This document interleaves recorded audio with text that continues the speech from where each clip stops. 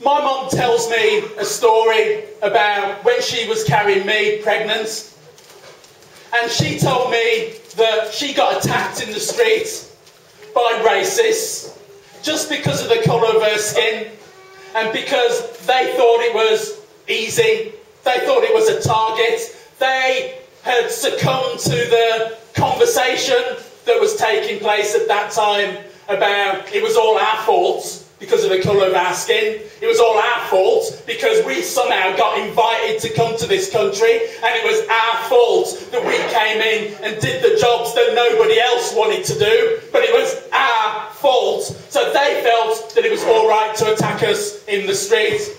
What I know about that occasion, what my mum tells me about what happened there, is that that National Health Service that saved my life depended on migrant labour. Yes.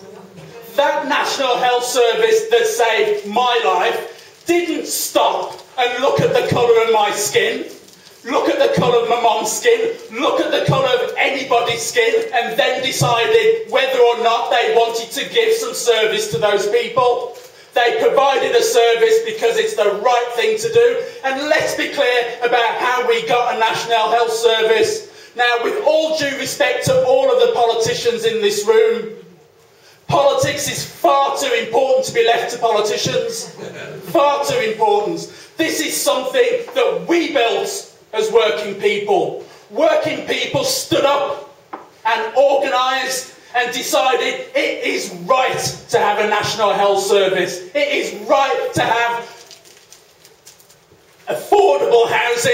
It is right to have even, clean, running water. Nobody gave us those things as working people, and the message is, comrades, unless we're prepared to stand up and fight and organise for all of those things today, we will lose them all. It is simple as that. And that, for me, is a kind of no-brainer about what it is, wherefore. I want to be really clear about something, because I don't hear this said too much from platforms these days. I'm a socialist. And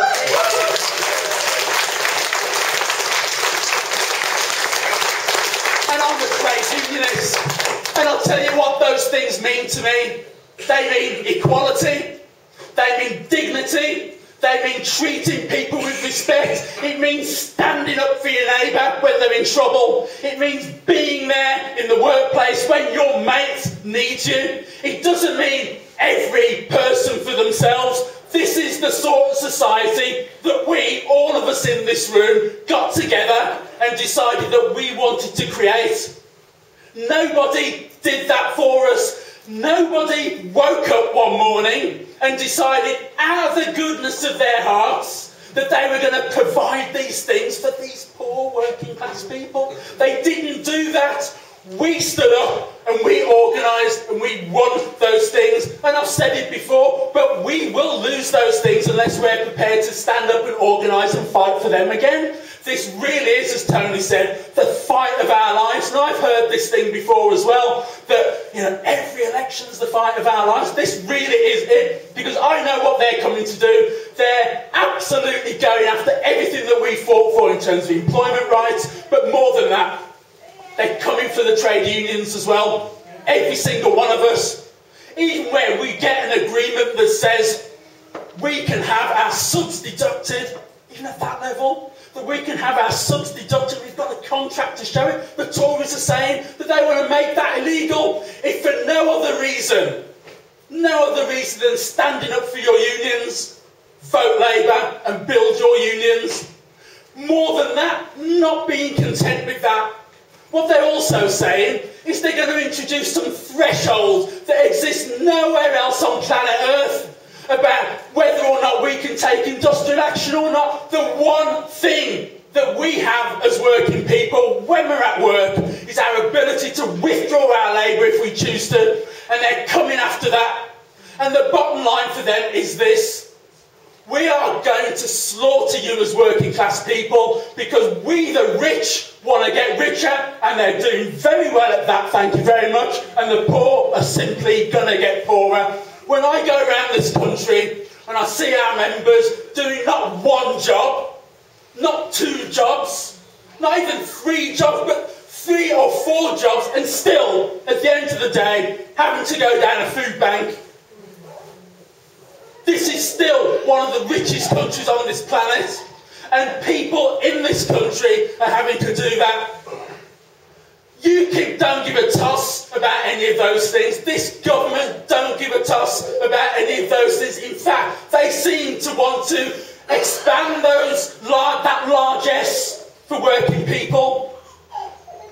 Well, I think the only thing that we can do is what you're doing here, and that is going out and talking with people, going out and winning the arguments on the doorsteps, going out in the communities and winning those arguments. So I say this to you: if you want to keep equality legislation, which they're coming after, build your union and vote Labour.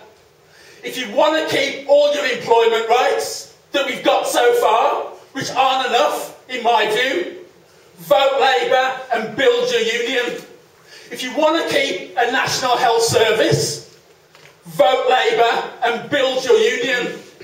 If you want to make sure that all of the things that we stood up for all of these years, if you want to make sure that all of those things have a chance of being able to move forward, vote Labour and build your union. If you want to get rid of this disgrace of 0-hour contracts, if you want to do that, vote Labour and build your union. In fact, if all you want to do is just say, up yours, Cameron,